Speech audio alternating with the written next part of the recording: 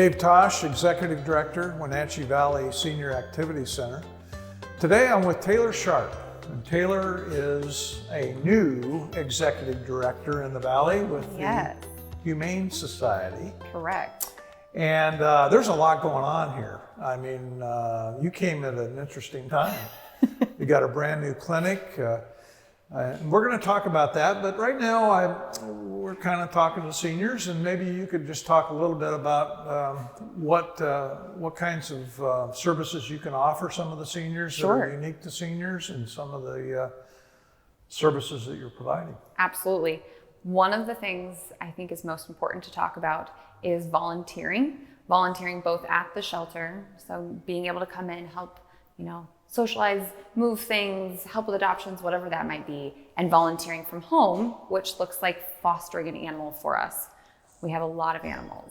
Would love to get some help with that. That's one of the big pieces.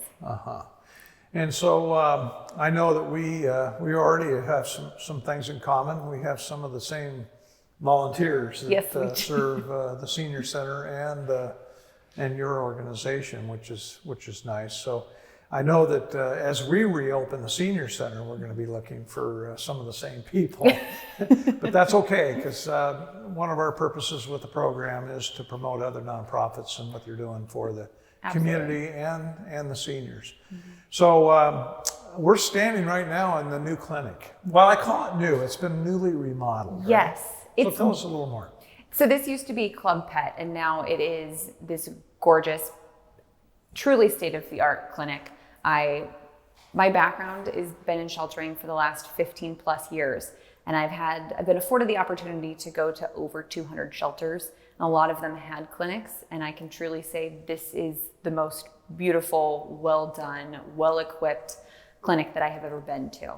So it's this gorgeous facility where we have the capacity to not only help the shelter animals, get them spayed and neutered, vaccinated, those types of things, and also some increased services. So if we had a dog who came in with a broken leg, we were able to cast up and then amputate that leg, which was really exciting and not always possible in a shelter.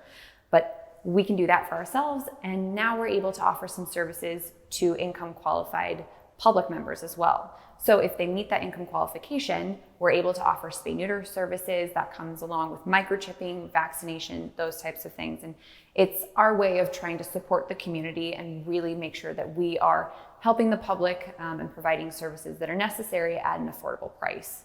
So somebody's interested in learning more about it. How do they contact your organization? You can contact us via our website, the WenatcheeHumane.org, or by phone. And I'm so new that I don't have that number memorized yet. Well, we're kind of putting Taylor on the spot here a little bit. She's been the executive director for a month. She's still getting her feet on the ground. I know how that goes because I've been through something very similar. I appreciate that. And so we will make sure we get that information posted. But thank you. In the meantime, you have quite a background. And could you talk to us a little bit about your experiences and why you think you're here? Why I am here. It's a long story.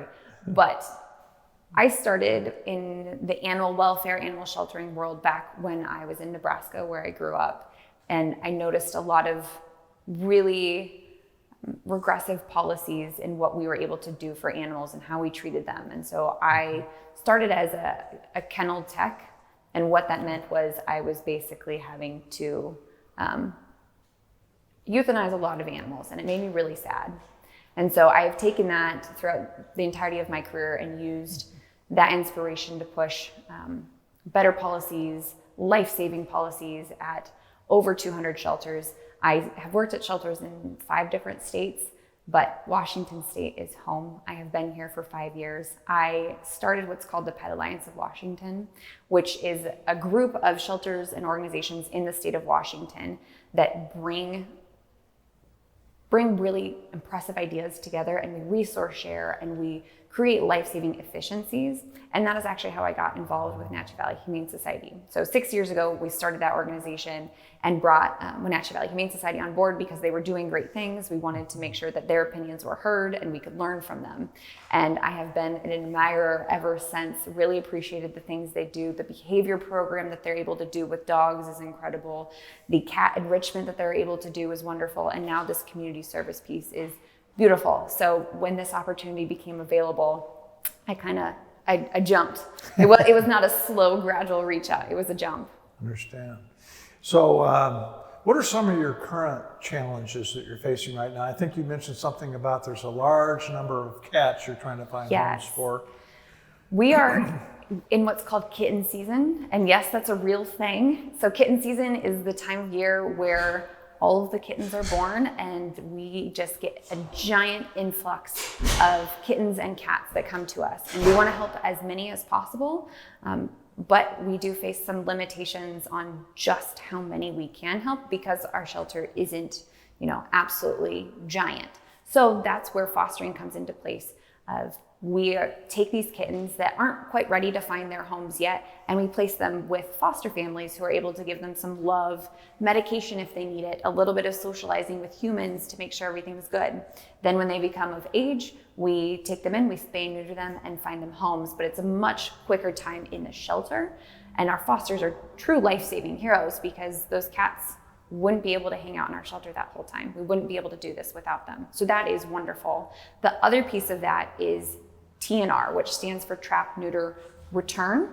And that's for our outdoor cats. Cats that, we call them community cats. Cats that may not necessarily have a known owner, or they're smart and they have multiple people tricked into thinking that they are their families. We have a lot of cats who get fed at multiple locations. And what we are able to do is bring those cats in a humane trap, give them vaccinations they need to stay healthy, and then spay and neuter them and return them back to their outdoor home, which manages that population, makes sure that they have enough resources for themselves, and creates a much healthier cat because they have received that medical treatment. So that's one piece that we're also utilizing to tackle. And that is also open to the public. We ask for a $10 donation per cat, but again, if you can't afford that, we are more than happy to work with you.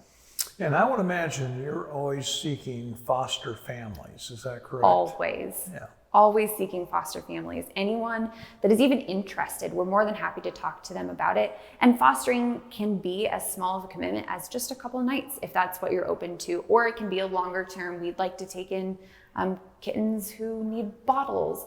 There's a full spectrum of foster families that we need, and we would love anyone and everyone that's interested in that to reach out to us. Okay. So I understand you have a pet food pantry, and people can come here and get some good, nutritious food for their pets. Yes. Tell us a little more. So our pet food pantry is community supported, and it's given back to the community. We collect food that we then redistribute to income qualified individuals. We know that everyone wants to make sure their pets are fed, and sometimes money's tight, so we want to be able to provide an outlet for that. So we have dog food, cat food, and sometimes other various supplies that we are more than happy to give. It's on Saturdays once a month, beginning at 10 a.m. Mm-hmm. Do you have to purchase that food, or is some of that donated? We actually get a lot of donations. Mm-hmm. When we're low, we will purchase, but we are so lucky to have incredible supporters who bring us full bags of dog and cat food. We have some corporate partnerships that give us some of their food, and we, again, are so grateful for that support because it takes a community to be successful, and that's what we need to create here, and we're trying very, very hard to give back to the community that has given us so much. Correct, and I feel very much the same way with regard to the senior center, believe me. Good. Anything else you can tell us that we may not know about with regard to your organization? I think we've covered a lot of the good points, but I will say I want to express gratitude for this continued dialogue, being able to provide services back and forth and ensuring that we're working together. Thank you for the support to anyone else that's listening. We are only able to do what we have accomplished so far because of our donors, our volunteers, people who bring in food, any and all of the above. Very grateful. Well, even the senior center helps you out from time to time, Yes, because they a lot do. of your bedding material is material that we collect and donate to you. And our dogs and cats are very grateful for that. A nice warm bed is much appreciated. Yeah. So, and oh, by the way, you are new to the community. If you've not been in our thrift store yet, you need to get out there and check it out. Yes, it is on my list. I have an actual list because that's who I am, and it is on my list of places I want to go. Thank you so much for spending some time with us today, Taylor. My pleasure. Thank you very much for having me, Dave.